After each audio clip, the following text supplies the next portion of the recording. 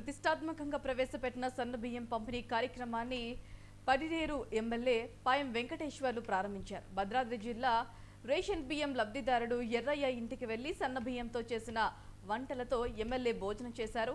ప్రతి నిరుపేద ఇంట్లో సన్నబియ్యం ఉండాలనే లక్ష్యంతోనే పథకాన్ని ప్రవేశపెట్టినట్లుగా ఎమ్మెల్యే తెలిపారు. అర్హులందరికీ కూడా రేషన్ కార్డులు అందించి సన్నబియ్యాన్ని పంపిణీ చేస్తామని హామీ ఇచ్చారు.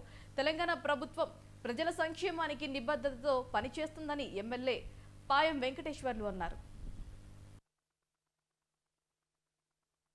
ప్రారంభం చేసినటువంటి లక్షలాది మంది ప్రజలకు కడుపు నిండా సన్నబియ్యంతో అన్నం పెట్టేటువంటి పథకానికి శ్రీకారం చుట్టి ప్రారంభం చేసినటువంటి గౌరవ ముఖ్యమంత్రి గారికి పినపాక నియోజకవర్గం తరపున పినపాక నియోజకవర్గ ప్రజల తరపున నా తరపున వారికి అభినందనలు ధన్యవాదాలు తెలియజేస్తా ఉన్నాను.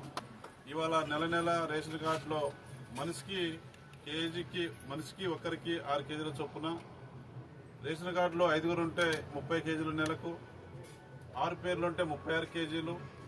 ఈ సన్నబియ్యం పథకాన్ని ఏప్రిల్ నెల 1వ తారీఖు నుంచి పెనుపాక నియోజకవర్గంలో అన్ని మండలాల్లో కూడా ప్రారంభం చేసుకోవడం జరుగుతూ ఉంది.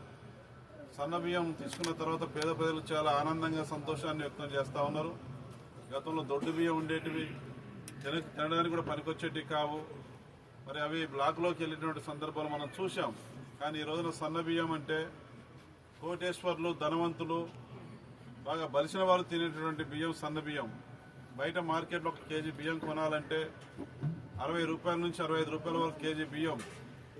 ఇవి గ్రామీణ ప్రాంతాల్లో, గిరిజన ప్రాంతాల్లో మరి కూలీ నాలి చేసుకునే ప్రజలు సన్నబియ్యం కొనే పరిస్థితులు లేవు.